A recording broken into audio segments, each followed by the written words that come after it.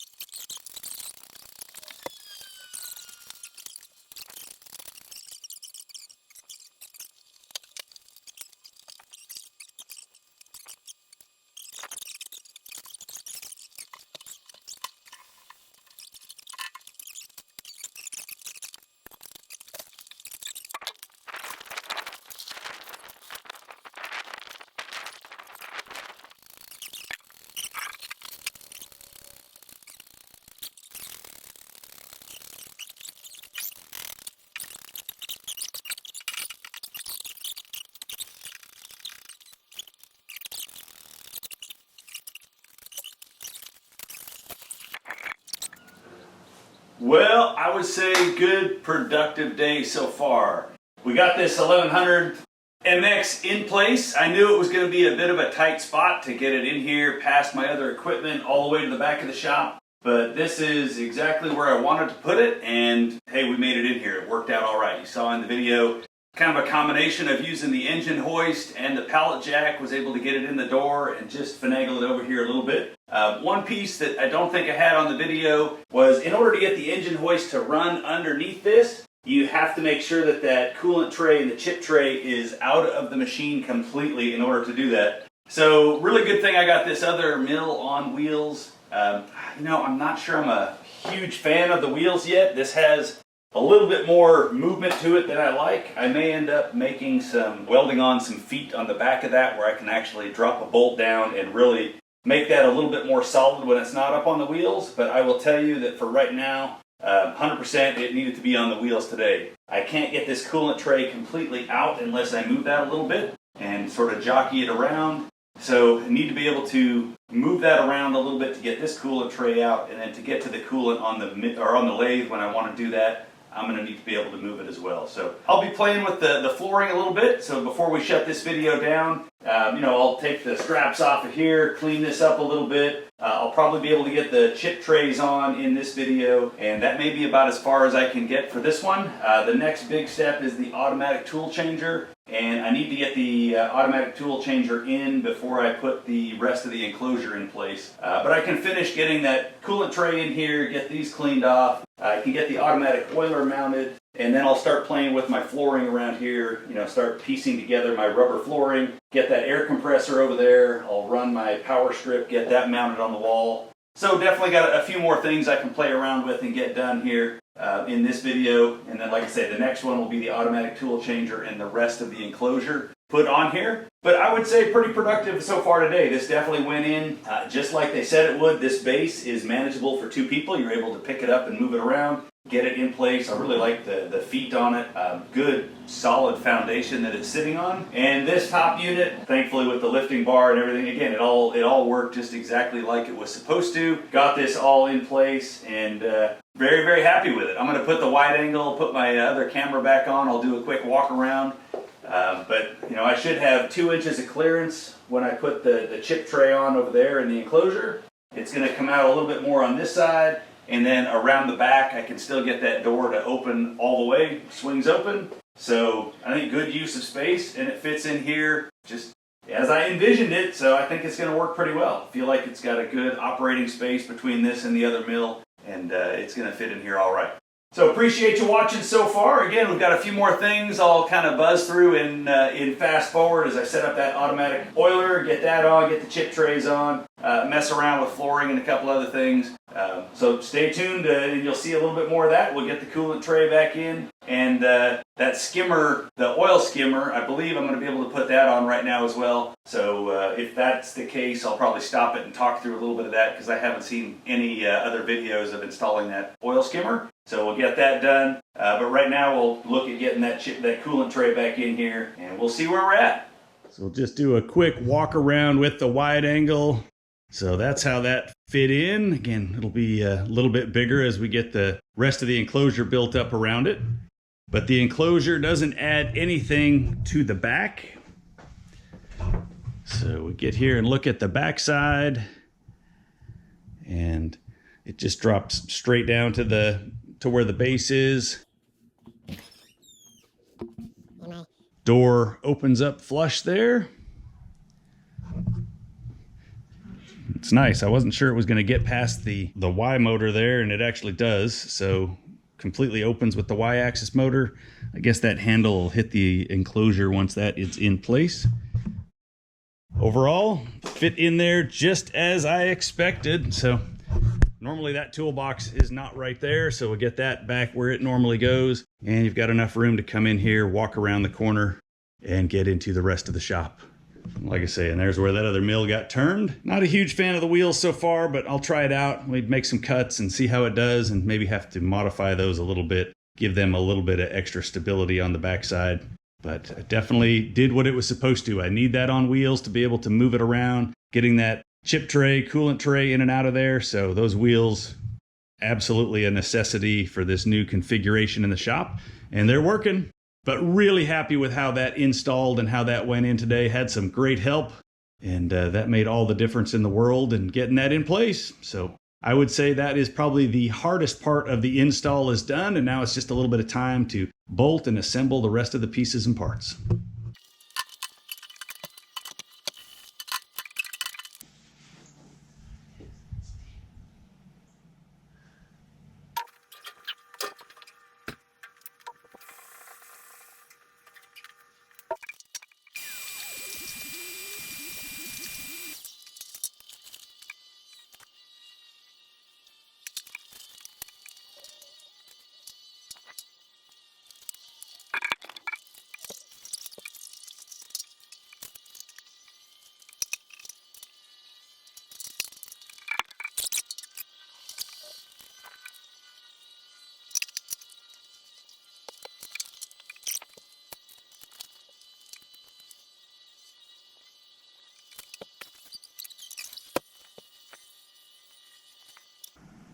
not super clear on the instructions here for...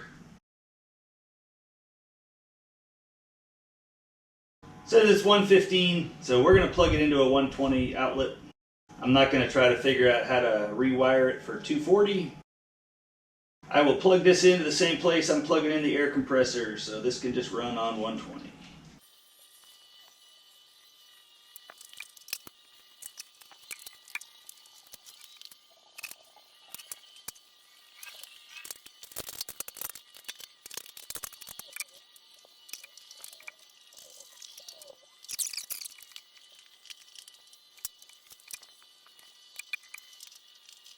There it is. That looks like the skimmer installed to me. So we've got our skimmer installed, we've got our pump installed.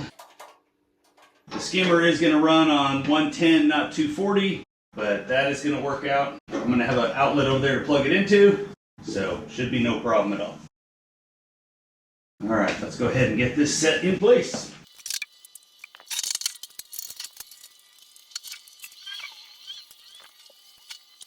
So if you want to pull that all the way completely out, you need to unplug the coolant. So I need to unplug my skimmer pump as well. Otherwise, you can clean out your chip tray from just grabbing stuff out of that right there.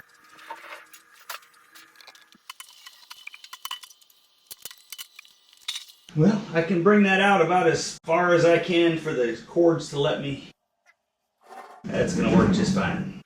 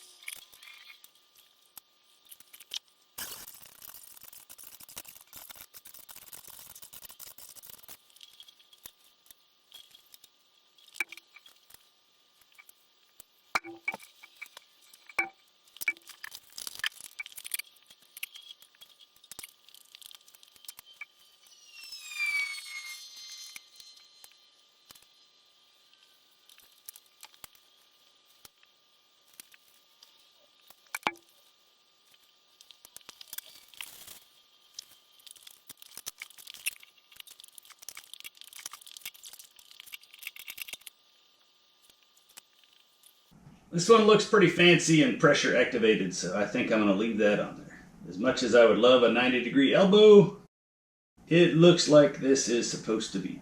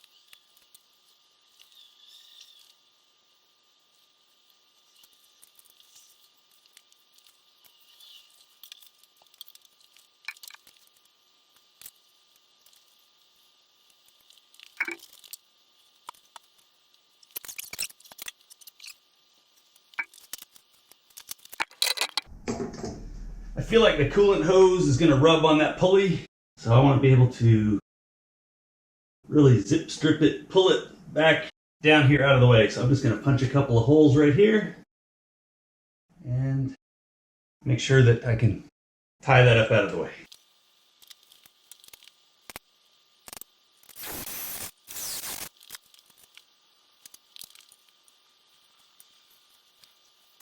All right, I feel much better about that, being away from the pulley.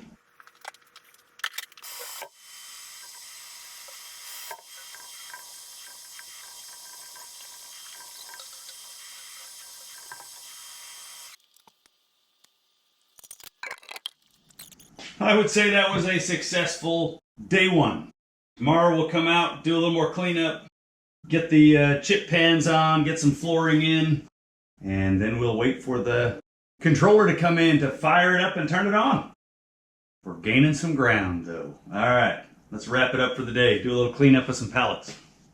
Well, just a quick update from where we left off yesterday. So after I shut the camera down, I found this drip tray right here, got that put on. It's just 3 little Allen bolts to hold that in place. So that went pretty quick and easy.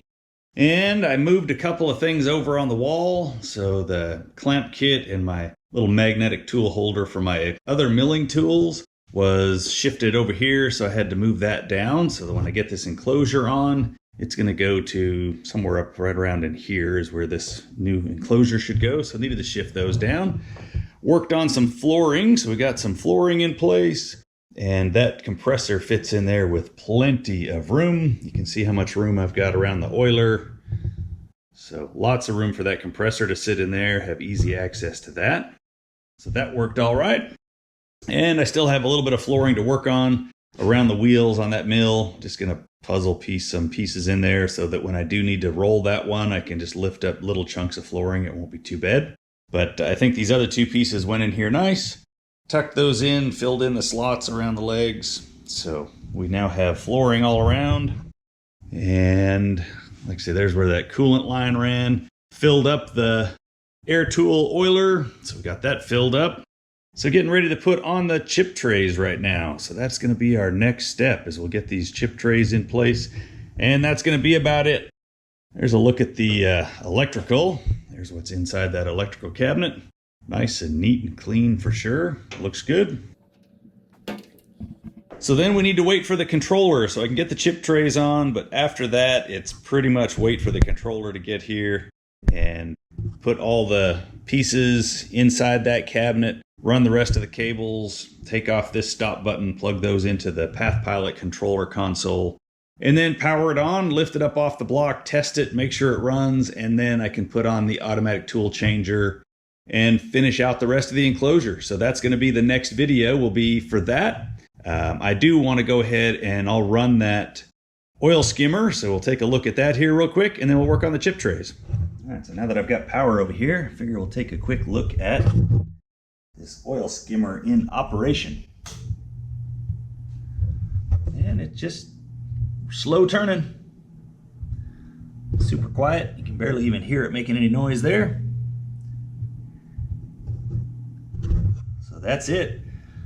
Looks like we got that in the right place and operational.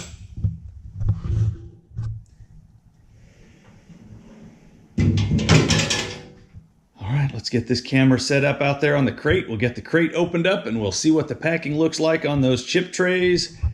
And then we'll get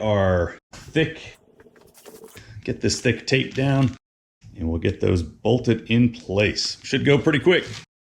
Nearing a wrap on this.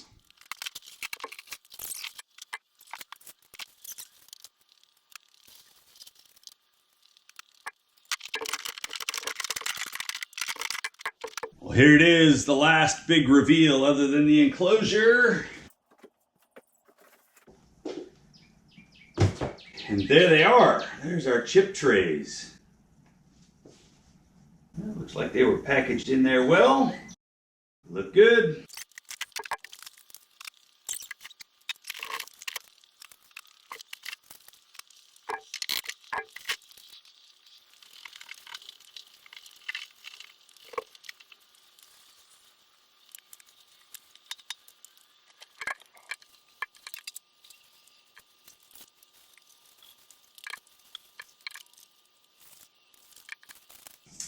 All right, I'm going to start at the back, make sure that my seam is as far away from any coolant. So we'll start at the back, give it a quick wipe down with some Windex just to make sure it's clean and get this the best possibility to stick.